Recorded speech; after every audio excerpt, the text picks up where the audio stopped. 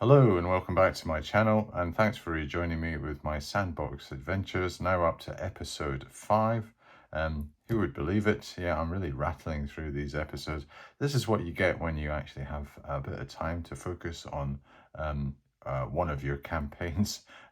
I wish I could do that for all my campaigns, but this one is, is a bit of a hybrid because I do have my little mini updates as well and use it as effectively my channel magazine.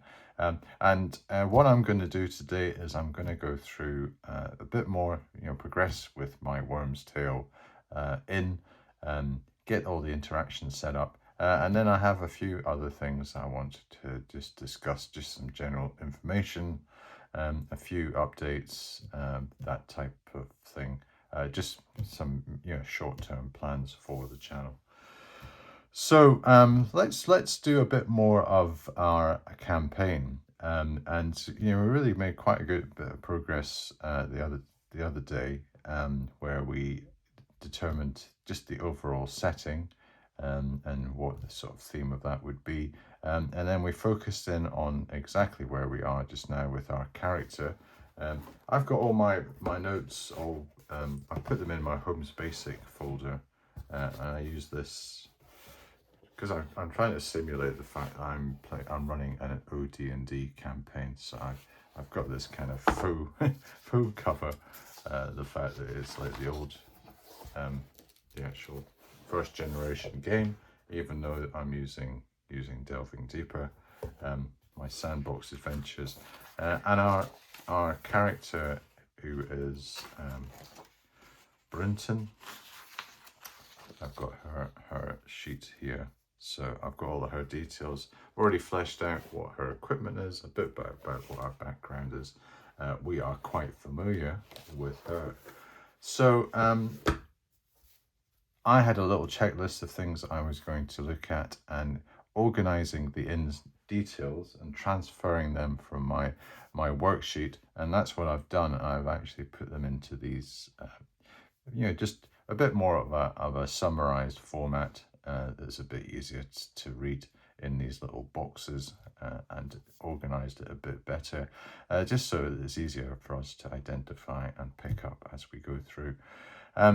The next thing I'm going to do is personalize the occupants a bit more, flesh them out, and then I'm going to perform some interactions, and I have my mechanic for that, and I'm quite keen to show you how that works.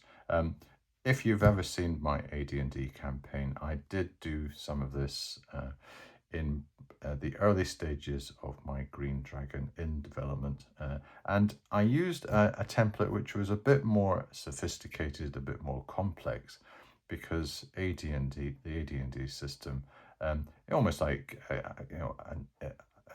enticed me into down that line.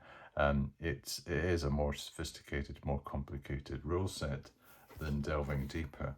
And it just seemed appropriate to have something that was a bit more high-powered, and not complex just for the sake of it, but had more dimensions to it, had more nuance. And I thought, what I want in this campaign is something a bit more straightforward, quite robust, quite, for want of a better word, simple, so that we can just get on with this, with the task at hand. You may say, well, come on, Brian, you haven't even developed this in yet.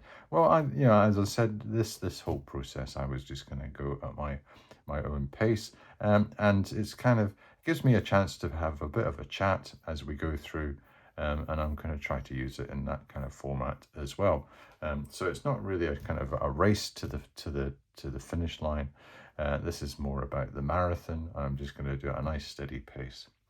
Okay, so less of the comparatives and metaphors. The Worm's Tale, let's just summarize where we are just now.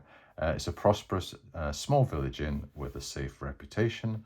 Our innkeeper is Finnan. He's a halfling who has a distrust of adventurers, halflings excluded, but a diplomatic and charming personality that makes him an hospitable landlord. His wife, Lorelei, she is human, She is a lawful fanatic, but modest in demeanor, so she can kind of control her fanaticism. That is not on display, which is probably quite a good thing for any of our residents. They have two girls who work in the inn as serving staff. The entertainer is Lysander Goodbarrow. He is a bardic singer known also for his dancing. So he's quite a performer. We've already established that we have 6 occupants, a travelling judge, an elven jeweller, a merchant and associate, a woodsman, a captain of the watch, and a tanner, and they have various motivations. We have a travelling judge that has brought his pet animal, and we can maybe have a bit of fun to decide what his animal is. Is it a kind of like a Rottweiler type, big Alsatian, or is it just a cat or something? You know, it could be anything that we could decide on. Our elven jeweler, he is looking for someone. A merchant, we're going to establish what the associate is. Again, he's looking for someone. Is he looking for adventurers to maybe protect his caravan and protect his merchandise on some form of adventure? We've got a woodsman who is a regular. We've got the captain of the watch who is a resident of the inn. And we have a tanner making a nuisance of himself. And I have a little star here, and this is to do with, we rolled for an event in the inn which would link some of these occupants together and give us a bit of friction right from the word go. This related to an argument which is about to develop. So 2 occupants are in mid-dispute over a debt, a map, or accusation, and we can determine exactly what they are when that event is triggered. And we can do reaction rolls to determine if it turns violent. My goodness, we've already said that the travelling judge and the tanner are the 2 that we've identified. We will come to that anon. So let's just move this stage further forward and make sure that I've got all my, just get that one out of the way for a second. We also determined some arrivals. And when we were actually trying to execute exactly who these individuals were, we came up with a magic user, another magic user, and a mapper. I have a little process summary here that I can run through that we're going to basically flesh out more of these details and set ourselves up for interactions with these residents. And what I will do is I will use a little template. I was trying to dig out, if anybody has seen my BX campaign, I have another in that called the Golden Griffin, and we had a very large simulation of some of the residents in the Golden Griffin, and I had a nice, it was on yellow card, which I use sometimes as my backing sheet. I'll just get my yellow card out. Should have had this to hand. This is what I was using in my last video when we were doing, I was doing a delving deeper then. Get that one out of the way. And I had this yellow card, and I had basically an in template with a counter and some tables. And I used all my little pawns in it. And I was trying to dig that out, but I don't seem to have been able to find it, so I might have to replicate it. Or I could use some of my HeroQuest boards and stick them together, little tables and that sort of thing. And that's what we're going to do. We're going to zoom down into those just to give a bit of a kind of, I suppose, a 3D effect when we, and so I'm not just talking to a sheet of paper and we're doing it all pen and pencil, which kind of how we did it in the old days, because we didn't often use figures. We just used to use scribble on a piece of paper and have bigger, almost like a big white sheet like this, and we'd be scribbling all over it and that type of thing. But I thought I would go a bit more high-tech and get something that's a bit more visual. And I like playing with these pawns that I've got, these counters that I use. So let us continue with that fashion. So what have we got to do first? Well, I want to determine the sex, race, motivation of arrivals. So let us do that. Get my dice tower. We're going to have to determine the sex, and for adventurers, we have decided that adventurers are going to be 50-50 male, female. So this first magic user, 1 to 3 is male, so we have female.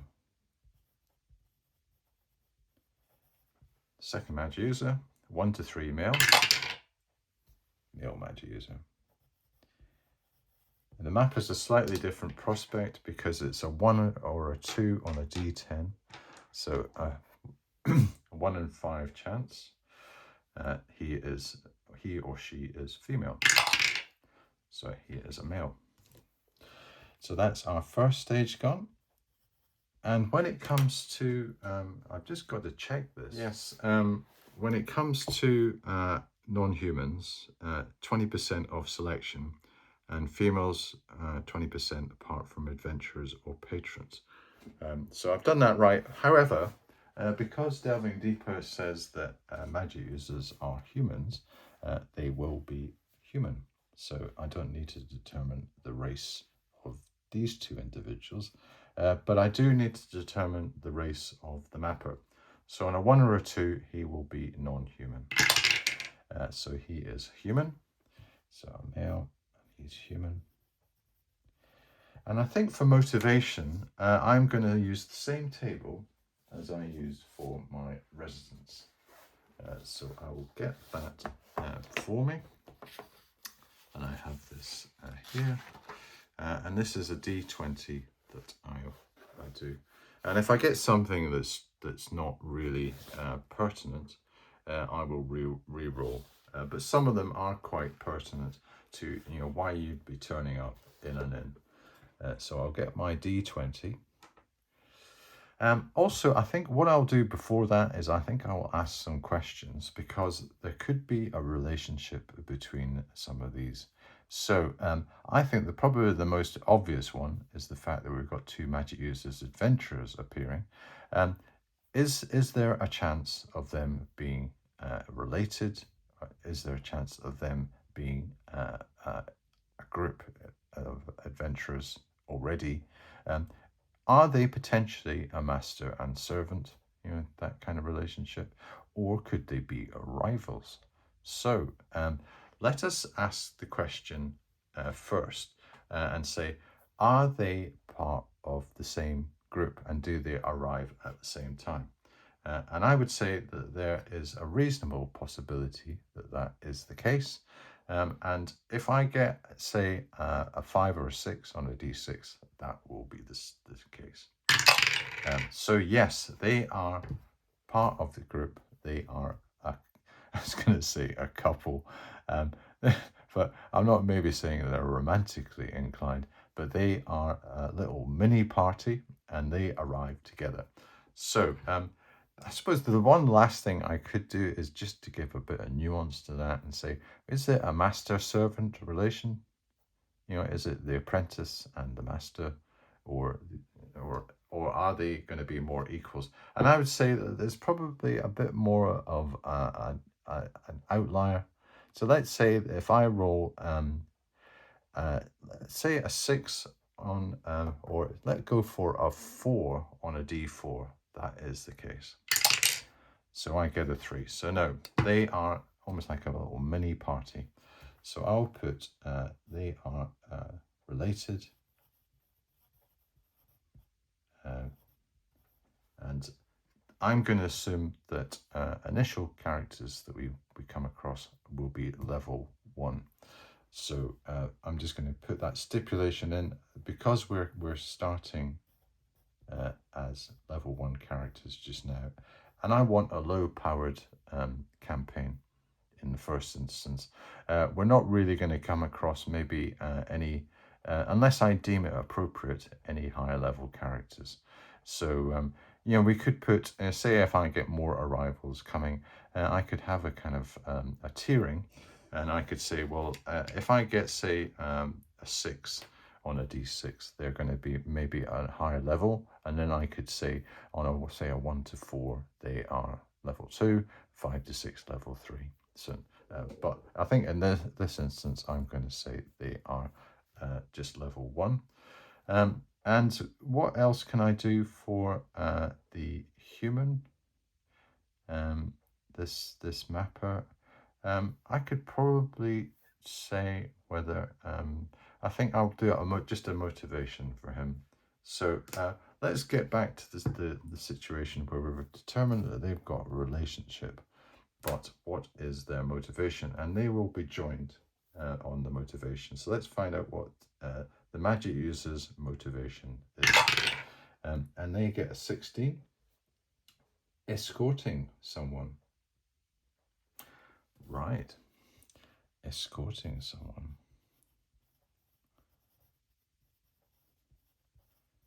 What could that mean? And I could ask my oracle and I would say, is that for both? Or maybe one of them is escorting the other. Could that be the case? All right, say on a 6, on a 1 to 4, they are both escorting another, and we can determine who they are. Or on a 5 or 6, on a 1 to 5 or 6, they are escorting someone else. So they are escorting someone else. So we're going to have to determine someone else. So we could do that. We could do that just now. So if I get back to my, I think that what I'm going to use is my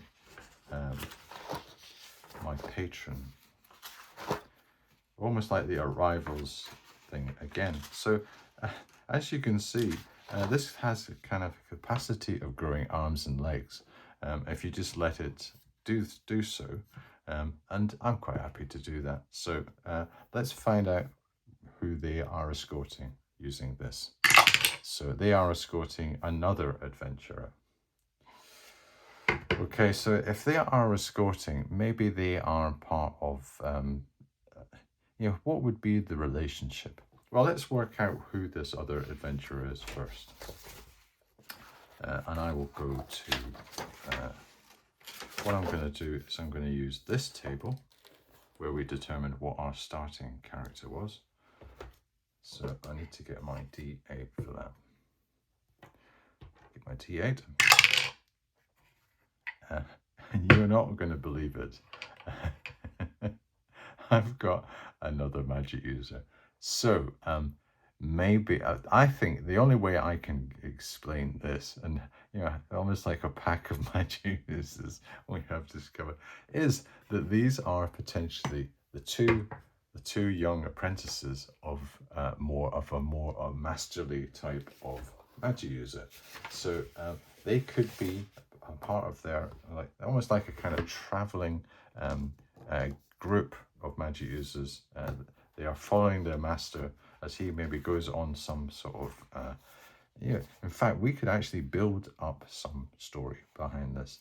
This magic user has been traveling. He has maybe got a purpose. So this is potentially, we could use this as an adventure hook. So let's see what the appropriate level would be. So this is the magic users. I would say that he's not going, let's say that he is level, he's not going to, I'm going to deem, because they are escorting someone, the implication is they are escorting someone of a higher level. So he's going to be at least level 2. So let's make a bold assumption that he is going to be 1d4, and we add 1 to it. So this is the level of the magic user that is being escorted. He is level 5. He is a magic user of note. So they are escorting a mage of great power in our eyes, escorting a mage level 5. What is his purpose? So we can roll. Potentially we could roll one of my adventure hooks, and I think that's what I'm going to do. I do have some rules that I have fleshed out already, Currently, I have not printed them out, but they are about generating adventure threads. So I think I could do a little backstory for this individual, this mage. Um, uh, and also, I think what might be quite exciting is maybe to come up with some names of these characters, just so that we've got in our head who these individuals are. And I know I'm focusing a lot on these arrivals, but I think this could be quite important, because we could almost generate a little mini adventure out of this, just to start off with, and then maybe just embellish it a bit more with the other occupants as we progress. So let me do that. Okay, so I think the first thing I'll just check I'm going to check the sex of the mage that we are escorting. So 1 to 3, it's going to be male. So she is a sorceress, so female. And on names, I've got a choice. I could either go for my Home's basic one, where I actually have a specific magic users section, which generate all sorts of interesting ones, including elves, or I could use my BX. So let's maybe go 1 to 4 is BX, 5 to 6 is Homes, because I've got a bit more of a limited selection. So our female, our first one, 1 to 4 is going to be BX, so it's BX. And what we do is we do a D30. So if I get my D10 and this, so we've got a female first name. So that is in the teens, and it's 8, so it's 18. So Jessamine.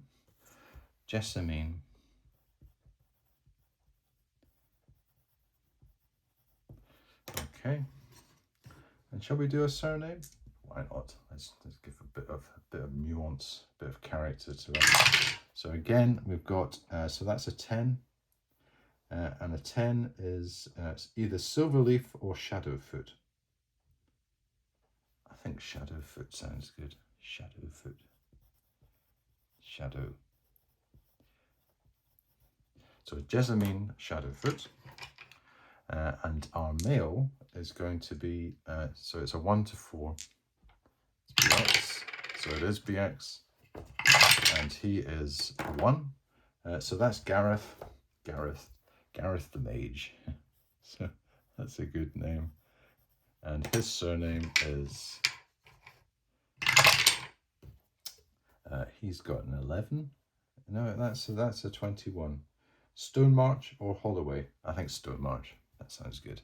Gareth Stonemarch. And our enchantress, our level 5 sorceress, she is going to be a 1 to 4. So no, we're actually going to go down the Homes route. Are we going to get a female? Let's see. We have to do a D12 for that. 10. Would you believe it? That's impossible. Beskar Miltar. Now, Beskar Miltar is in my Homes campaign. He is a magic user. He's a first level magic. I can't have 2 Beskar Miltars. I don't think I've got too many female magic user names here. So I think I'm going to have to go for the BX. So maybe that wasn't a good idea. If it'd been a male, yes, I could have probably gone for that. So what I'm going to do is I'm going to roll on the BX level. And our sorceress is going to be 28. 28 is Tamsin. I might have. Do I have a Tamsin already? I can't honestly. Is that? No, Jasmine. Jasmine is the name. So I don't have a Tamsin. So Tamsin, and that is 5. 25. 25 is Wyvernkin or Thornwood. How about Wyvernkin? Tamsin or Wyvern, as in the worm's tail. She is Wyvernkin. Okay, so what we're going to do with these characters is that we have We have determined their sex, their race, their motivation, being they're escorting this mage. As a follow-up, what I'm going to do is I'm going to determine this individual master or mistress of these other two magic users, what the adventure thread is, based on my mechanics, as I've already alluded to, that I have on my laptop. I'll print off, so I'll do that in the next episode. Okay, our final thing is I'm just going to try to do our mapper, and should we give him a name? I think I'll just go for the BX one for this, and get my... So he is a male human, and that is a 4. So 4 is Fenris. He is Fenris. And his surname is going to be 21. Stone March or... Well, let's go for Holloway for him. Holloway. I don't have to do surnames, but I thought for the magic users it might give them a bit more depth and a bit more character. And I think these are good. Shadowfoot, Stone March, and Wyvernkin. They're quite atmospheric. So I'm quite happy I did that. Right. So we've done. The last thing I need to do is just quickly determine the motivation for Fenris, and find out why has he come to this inn. What is he looking for? And what I'm going to do is I'll use my D20 for that. And he's got a 2 on the motivation. So he is interacting with Barstaff. I don't think that's appropriate because it's not really a reason. Let's roll again. 6. Keeping quiet in the corner. Unless he's already arrived and he's there. Could that be, I've got him down as an arrival. Maybe he has arrived and potentially he's slipped in as Brinton was interacting with. Yeah, so he's quiet in the corner. Quiet in the corner. Okay, so that's me done enough for these individuals. Flesh out a bit more about Tamsin Wyvernkin in our next episode. Establish the associate of the merchant. Is it an adventurer? So you will recall that I have this merchant and the associate, and they are looking for someone. So is the associate of the merchant an adventurer? So I'll just do a straightforward yes/no oracle. So 1 to 3 is negative, 4 to 6 is positive. So it is an adventurer. Okay. So I need to get my sheet out and do a little note. The associate is going to be, again, I'll use my table, get my D8 out. So I'm flicking from table to table with gay abandon. Quite enjoying this. Is my D6 fixed? This is another magic user. Would you believe it? Right, well, I'm just going to have to go. It's another magic user. Is this like a congress, almost like a convention of magic users? He has got a magic user. We can do a 50-50 on sex. So the female, it's a female magic user. Okay. So, according to my little list, that's all I had to do on that, because it is an adventurer that's with. So they are looking for someone.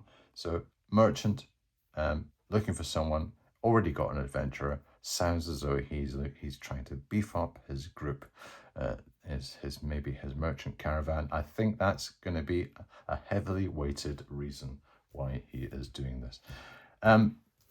Last time I talked about the entertainer, and we already established that our witty and bardic entertainer, Lysander Goodbarrel, he put on a very good show.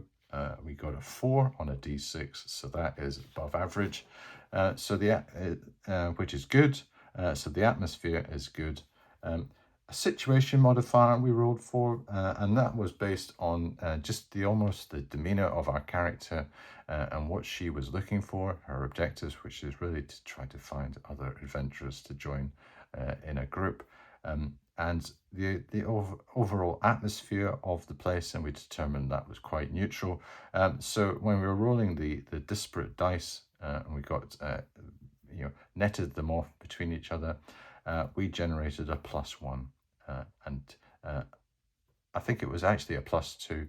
And the way I translated that would be +1 to the character's reaction rolls. So when we come to do the interactions, I'm going to be able to get a nice positive +1 to reaction rolls on top of the already +1 because of Brinton's high charisma of 16. And remember, this event is still to be triggered, and we will set out the conditions under the interaction phase. So at last, we come to this interaction phase that I'm going on about. We can assign interactions to each of these characters that we have in our inn. We can finally use interaction with a D4 roll to gauge how many we have before this event kicks off. So there's my trigger. I will do a D4 roll, and that will be how many interactions we have, if that's on the basis we actually generate any interactions before this event kicks off. We'll roll 1d6 for each NPC occupant, which will be the group leader, to determine, that's in the case of a group, and the only group we've got is the merchant and the associate, to determine the likelihood of having an interaction with our character. Apply any modifiers deemed pertinent, such as personality, situation, charisma, character activity, etc. So we could add in maybe the situation modifier if we feel like, or what I might do is I might just go for a straight roll. And the way this table works is that if we roll a d6, this gives us an interaction chance. If we roll a 1, they will not be interested, they will avoid, and there will no contact desired. So that's a complete blank, and we will have to actually force ourselves upon them, and we might get negative modifiers because they want to be either alone or undisturbed, or they're not interested in interacting with our character.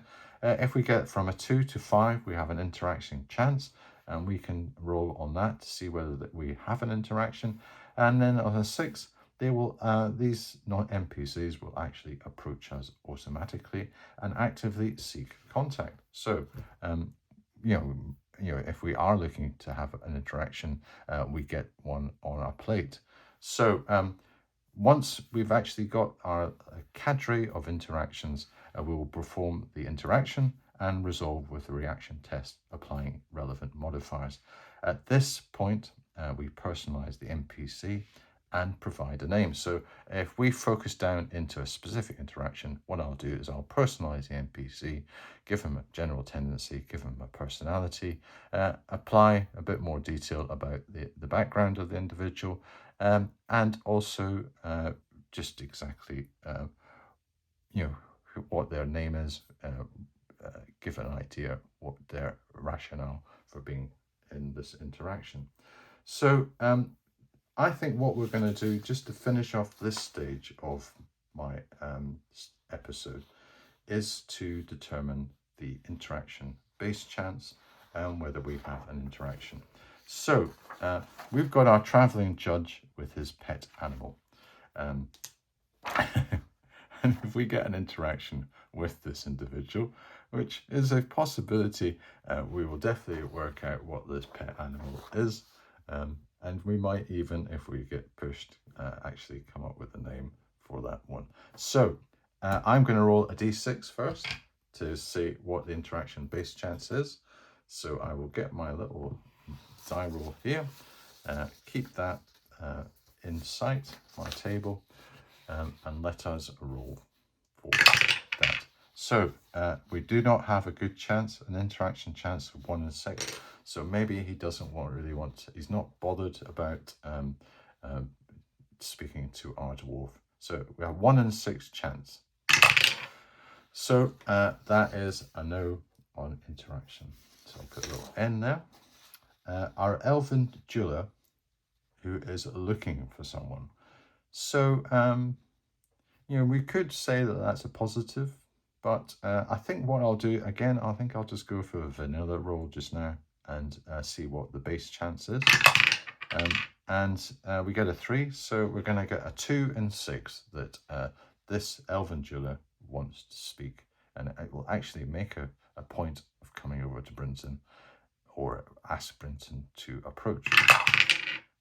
And we get a 3, so that's a no. So it's not looking great just now. So our merchant and the associate who is looking for someone, potentially we could add, but then again, let's just go for the base just now. And we get a good chance, so we've got an interaction chance of 4 and 6. So let me roll 4 and 6. So yes, we're on. We do have, and this is probably the one we were interested in, merchant with a female magic user. What does he want with us? We will find out. Woodsman, regular in the place. What is the chance of him wanting to have an interaction with a dwarf?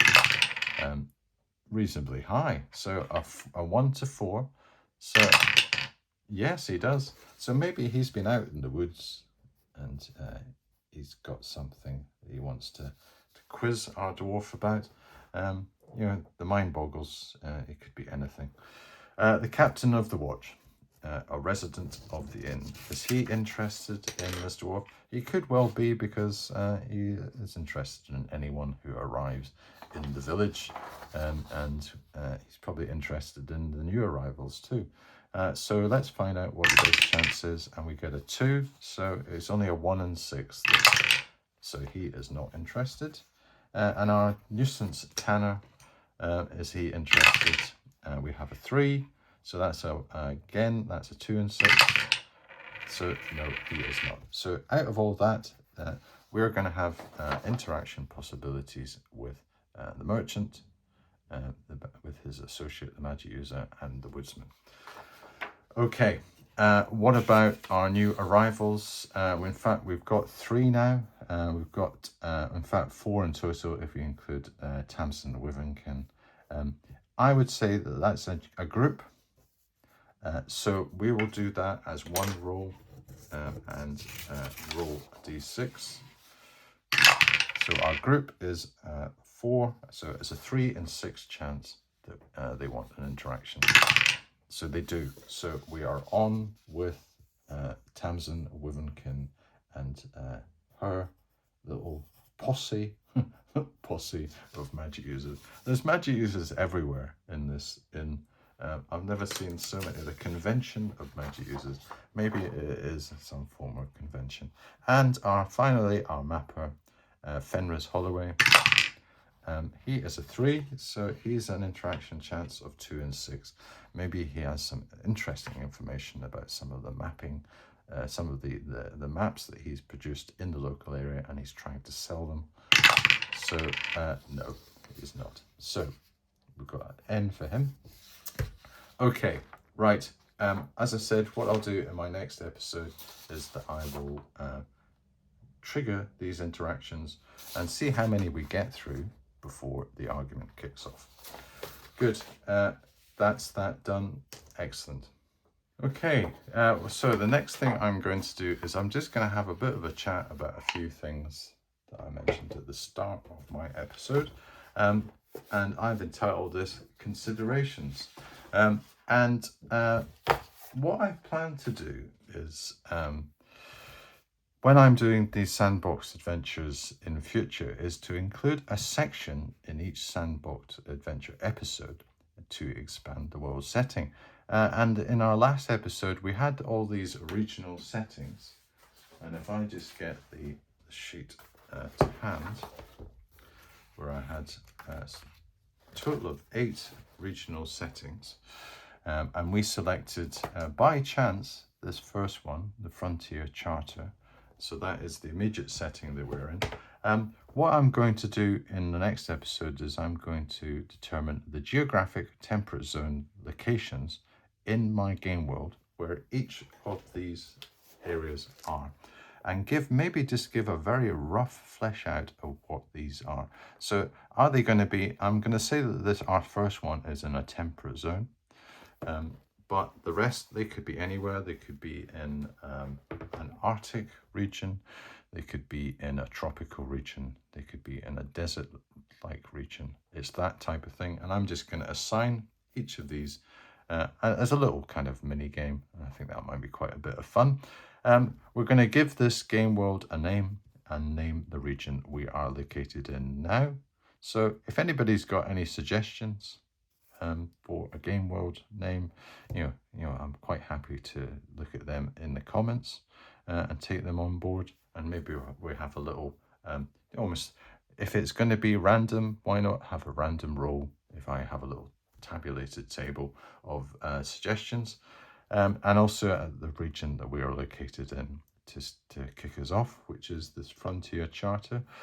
I thought also this came to mind when I was doing my last episode on the channel, which was in my Swords and Sorcery world of Valkyra, and I use the Delving Deeper rulebook to do that, and I have a lot of fun playing in this is a setting that I've just developed myself.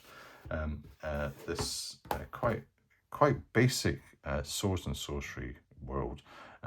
And it was just the different styles, because in that, and specifically in that previous episode, which was heavily pre-designed, and I was almost like just going through a kind of almost like a script with some random modifications, just comparing the difference between the two styles. And this particular one that I've got in my Sandbox Adventures, which is freeform, emergent, and random. And just saying that, what would I have a preference for either? Well, I think the honest answer is I don't really. I think I like both. And the fact that I've got they are almost like the two extremes on the channel. Specifically that last episode, which was almost on a kind of like a script, a conveyor belt. But that had a purpose, because that was almost like a narrative direction that I was following to get to a place where I could have maybe more random events as we explore more into these obsidian depths that we are involved in just now. So that was, as I've said, almost like the one extreme on the scale. And this is what we're doing here in my particular Sandbox Adventures, where everything is just being rolled all the time and everything is defined. And I'm not saying, well, that is what it's going to be, and I'm not pre-designing anything, is the other extreme. And I just think, I don't really have, the bottom line is I don't have a preference. I like both. And I think that's one of the nice things I have on this channel, is I have the capacity to do both styles. And also, if you look at some of my other offerings on the channel, they are in different forms and variations of either those extremes, or even completely different styles. There's a limited number of ways you can actually solo something, and I suppose my main differential is that I don't use any of the commercial solo rule sets to do any of the mechanics, things like mythic and whatever, and these are all designed by myself. But they all really have the kind of, I suppose, the overall kind of general mechanic of my tables and my oracles, and just my kind of random interpretation. But I think what I can do is I can differentiate each by the setting, the tone, the atmosphere, just the way I play the characters, just what the tempo of the game, all those things. And I think that's what gives it a bit of differentiation. But again, I suppose on almost like a law chaos scale, if you think that law is my my delving deeper Swords and Sorcery campaign, where it has been pre-designed, and chaos is what we're doing at Sandbox Adventures, the rest of my campaigns are somewhere in between on that. And I just thought that would be an interesting thing to talk about. Now, yes, if you've been scanning down this page, you can see something that needs to be referred to. And I I purchased this item. This is the Empire of the Petal Throne, and this is, I got this on Drive-Thru RPG, and this is the 1975 reprint, first edition. And I think I did mention that I had, I think there was a Different Worlds published these multicolored copies that I had as back in the early 1980s, but I decided to sell them more recently in the noughties, or maybe the tens, and I'd only played a kind of smattering of a solo game, and I refer to that, and I think, in some of my updates. I also said that I was quite interested in maybe giving this a shot, but I think I've got a few caveats on it. I think I want to try this out, but only once I've mastered the lore and the background a little more, and also thought about the cultural themes in play. And for this particular rule set, there are a few cultural themes that come out and are quite clear in the way that the rules are presented, and the world of Tecumel, how it has been set up and designed, and things like obedience to clan, temple, and emperor, the fear of spiritual pollution and divine displeasure. These are factors very heavy in the fabric of this game system. Acceptance of slavery, a central feature of the setting, and that could be quite unpleasant for viewers if they do not. It's almost like slavery is an accepted part of this game world. And it's almost like I have to have some form of trigger warning to say that I do not obviously condone slavery. In fact, I'm from a country that actually abolished. It's the only empire in history that abolished slavery, the British Empire. I am a proud citizen of that, so I would stand up and say that that is a badge of honor. We have to accept that slavery is a fundamental part of this. Do we want to be playing a game that represents that? Honor is defined by correct behavior, not morality. This is a very interesting dynamic that I think would be very interesting to explore. Magic and technology is treated as sacred remnants of the past. So there are all these technology items, the eyes and whatever, are heirlooms, artifacts of past technological advancement. They are all being used almost like magic. I think that's a very interesting, it's almost like a science fantasy game world that we are representing here. I think that's really quite interesting to think about. So I think, in a nutshell, I really want to try to get my head around it a bit more and read some of the books that Mr. Barker wrote, and find out what was going on with just get the feel, the vibe about what the world's like. And the advice that I've been able to garner is that it seems to be to start small, and then absorb more of Tecamel's culture and background as we progress. So I'm going to take that on board. I am not going to just try to go for it right at the start. I will start very small.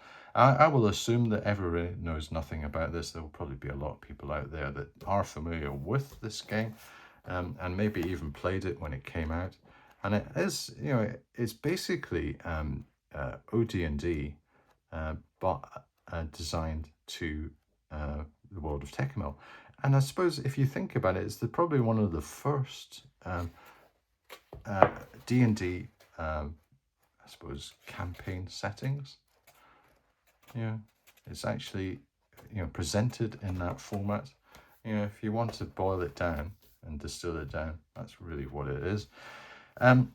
Also, just thinking about the way that I want to play it in the longer term, I think I'm going to treat this culture, this world of Tecumel, as an alien culture, and the only comparison that I have to doing this in a role-playing environment would be when we used to play Land of the Rising Sun, which was the Japanese equivalent, the medieval Japanese equivalent of chivalry and sorcery. And this was a set of rules written by a lady called Lee Gold, which were basically a carbon copy of chivalry and sorcery, but in a very, almost like a condensed version of it, which was very clear and well written, and also better printed. It wasn't quite as microscopic as the original chivalry and sorcery. Completely upgraded and morphed into a feudal Japan fantasy version of it. And we had a lot of role-playing in that. And that almost demanded that you played your character following the formal cultural behaviors of that society. And I think that was good experience to remember and apply to how I would play my solo characters in this world and how the NPCs will react. So that is the way that I'm going to try to do that. Talking about the culture is non-European. Mesoamerican civilizations is probably one of the primary ones that you think of, like kind of the Aztec, the Maya, the Incas, but also Indian, ancient Indian, Khmer, Thai, and also maybe going even further back, Assyrian, Babylonian, and a contemporary of the Indian, Khmer, and Thai Imperial Chinese with the centralized imperial power dimension. So really quite interesting non-European slant. Most of my campaigns, if not all of them, I've got a European bias on the basis that I am European. But this could be a chance to really, almost like just go completely off the map and play around with those concepts, those type of civilizations. And also the diversity of alternative societies and species with complicated relationships and interactions with humans. Now, I think there's probably about 12 other intelligent species in this, and they really are quite, some of them look quite strange, and some of the descriptions, and it's really a case of getting your head around some of these, these Cerodla in their lair, it's almost getting your head around how would these things react, how would these things interact with characters, and I think it's going to take a bit of time for me to really absorb how to do that confidently. But I have confidence to solo play this through my approach, which will be to taking control of the setting and putting my own stamp and vision on it, and only using it as a guide. So I am not going to be slaved to everything in the world of Tekkamil and say that is gospel and that is lore. I will have, like I do, which I come to, this is going to be similar to my interpretation of the Young Kingdoms and my future Middle-earth world settings. It will be my spin on those settings. So, I'm not going to be, in the case of the Young Kingdoms, I'm not using any of the later edition modules of what, say, Pantang's like, or the Purple Towns or whatever. This is my vision of what these places are, based on just on my readings and also just my imagination when I was reading the books. Just what I saw in my mind's eye. And also on Middle-earth, again, I'm not using any of the ICE modules. Again, is going to just be generated by the basic lore, the books, and any of the kind of published things like Tolkien Companion, that type of thing. And my vision of through the artwork of what these things are like. And I'm just going to take that model and apply it to Tekkamil. And not be daunted by this, world setting. And I think if I do this kind of start small and expand, absorb the knowledge, the lore as we progress, I think that'll be the way to do it. Okay, so that's enough of Tekkamil. You're probably not going to see this for a while, but it really depends how everything else goes on the channel with this rather dynamic schedule that I have got. But I just thought that would be quite nice to show you. The other thing is, I was watching The Joy of Wargaming the other day, and he produced what seemed to be a very interesting new campaign. So I think I've already explained in some of my earlier episodes in my AD&D channel that one of my primary inspirations to getting my channel started was his succession of videos on his AD&D setting and just you having a randomly generated environment and setting and campaign. And also he did that for Traveller too. And I use them as basically my blueprints for getting my channel started up. Well, he's actually launching a Boot Hill campaign. And you might go, whoa, what are you British people? What do you know about the Wild West? Well, we got a lot of the American films.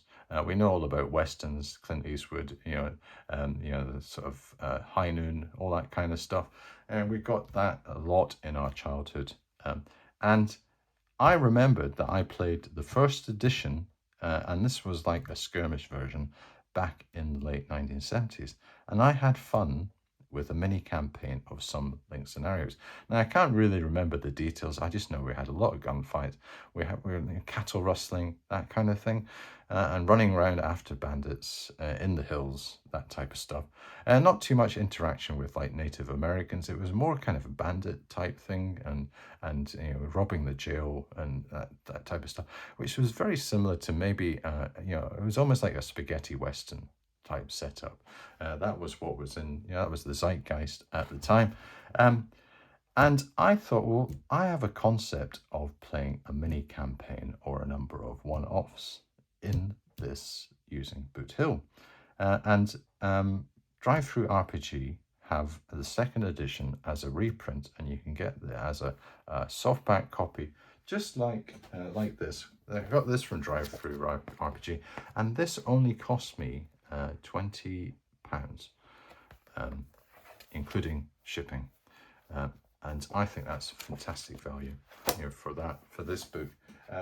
The one on Drive-Through RPG that I can get for Boot Hill is only, you will not believe this, it's actually £7 or $7. And now if I include shipping, it'll probably work out as £7 or £8 as being what I spend. But that is nothing really to get. It's not a long rule set. I think it's about 34 pages. But I thought, yeah, I quite fancy getting that. And the setting ideas that I would have, I've got a few that I've been toying around. Two are probably higher up in the option list, and one is a really outsider that I just don't even know why I even thought of it, but I'm just going to air it here. So having a standard Western modeled on Clint Eastwood spaghetti Western style. So that is your standard, but very much a kind of spaghetti Western type view. Or, I thought this would be interesting, I've read The Gunslinger by Stephen King. I think that's great. I think I've read it about 3 or 4 times. I love the first book. I think the first book is the best. And have this weird fantasy influence. That could be good. Have that kind of gunslinger feel, vibe. And that's kind of rooted very much in what my channel is all about, being a fantasy role-playing, primarily fantasy role-playing channel. So maybe go for that. Or, I don't know why, there's an alternative history of a British Western expansion. Now, I've watched some of these alternative histories, and they do have one where the Americans lost the American War of Independence, and Britain retained the colonies, and it just became part of the British Empire. And one of the corollaries of this, one of the ramifications, was that the westward expansion was very much more controlled by the state. And you had a bit more of a civilized, orderly. So there wasn't a wild west. There might have been a bit more of an orderly west. And I'm thinking, even as I am explaining this, it's probably sounding a bit more dull. But I thought this is probably the only way I can get some form of British Britishness in the Wild West by having this thing. But I think maybe when it comes to these other options, which are far more exciting and really quite enticing, Stephen King's The Gunslinger against maybe an orthodox British run Wild West. I think I know which one will win. So I thought I'd give you these options. So that may be coming to the channel soon. Boot Hill. And while I'm on old school TSR games, this got me thinking about some notable gaps in my considerations. And probably the biggest one is Gamma World. It's the biggest game system in this TSR category, which I also include things like Metamorphosis Alpha and the Conan RPG, which I've mentioned before, which I haven't thought of before. And although I played some scenarios in Gamma World back in the late 1970s, I never owned it. It was someone else that owned it, and we never really got as invested in it, primarily because our big post-Holocaust attraction was the famous Aftermath by FGU. So Gamma World never really got a look in. It was competing head-on with things like AD&D at the time, which absorbed a lot of our attention. And then by the time we'd more from AD&D into Chivalry and Sorcery, we didn't really go back to the TSR type style games. We were far more into FGU type things, with the space opera on our science fiction, Aftermath on our post-Holocaust, and the Chivalry and Sorcery, Land of the Rising Sun for all our fantasy.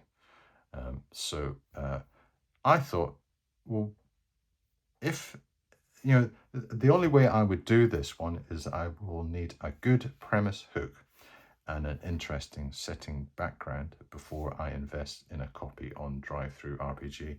And the first edition is, I think it's $17 to get the softback version, which would again equate for around about £17-18.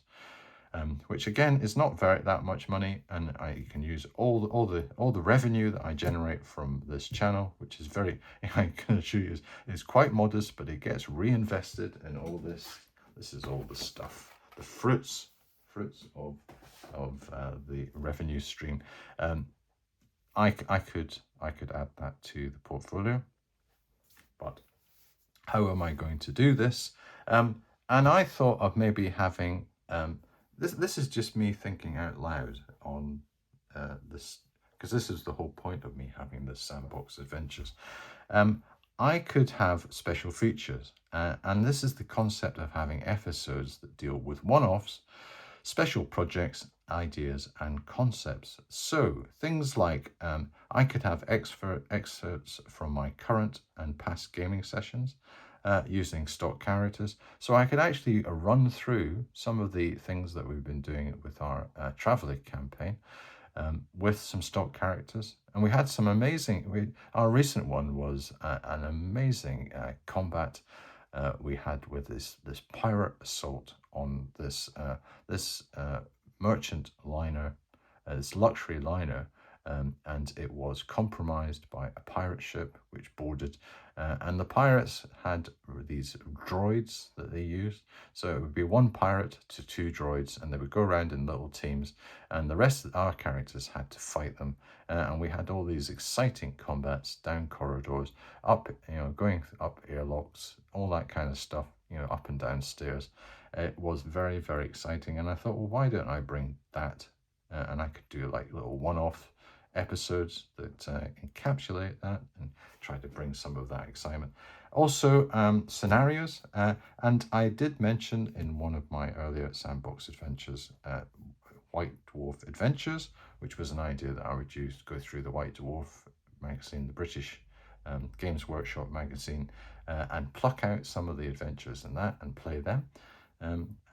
And I thought, well, why not extend them to some of the Traveller adventure booklets, like Research Station Gamma, that type of thing. That kind of comes to mind. That would be quite good as a kind of one-off type thing that I could run. The question is where to list and what to badge them under. Sandbox Adventures, or set up another playlist. That's more a mechanistic thing for me to think about, but um, that's something maybe further down the line.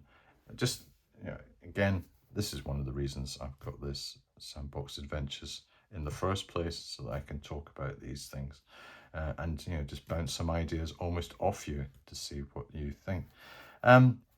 Let's get back to our campaign, our delving deeper campaign in this setting. And the campaign development, what I want to do next is go run through the interactions in detail. And then one of my favorite things, the development of the village located in at the start with local color and adventure potential. And I love doing that. So generate our little village, give it a name, give it government, give it some NPCs that are running, some important NPCs, some little places of interest, and some adventure hooks, and a few hazards thrown in to make sure that it has got a bit of a spicy background. Consider recruitment, post some notices in the inn if none of our interactions come to anything. Although I have a feeling that we might be the mass magic user party. This could be a very interesting concept that we're going to bring to this campaign of almost having wall-to-wall magic users in our group with a dwarf. But let us see. And events, rumors, adventure seeds, and exploration phase. That is what is in store. And plans for episodes coming up. Well, the focus is going to be on the primary and the turbocharged items. And I do have my little schedule that I've got that I showed in my channel updates, which I have as a little control thing. And that lists all my campaigns now. I've added Sandbox Adventures. And this gives me a bit of an aging. So I've got a bit of a red alert on the shatter dial. I see that. But my first cohort is AD&D, Homes, Solar Quest Traveller, Appendix A Adventures, Dragon Warriors, and Sandbox Adventures. So I've got just about through all the primary, which was AD&D, Appendix A Adventures, and Sandbox. And I've also done Delving Deeper, my Swords and Sorcery one. I plan to do my Shadow, my Grimdark basic campaign, which is in the Shadow World, and that's my post-Holocaust one. That's one of my turbocharged one. I would like to do that probably next. So that'll be the next episode that I'll do. But followed by probably an AD&D one. And also I do have, I've got a bit of an announcement. The anniversary of the channel will be on the 19th of January. So that's this Monday coming. So I'll need to record a special AD&D episode to mark the event. So yes, it was a year ago that I started my first stumbling, mumbling episode dealing with my thoughts about showing my old AD&D books and just where I started in the hobby. I did that a year ago, so I'm going to have a little bit of a celebration to do that. Okay, I think I have definitely talked a lot on this episode. I'm getting a bit of a sore throat. What I think I'll do is I will take a rain check now. Thank you very much for watching. Look forward to catching up with you in my next episode.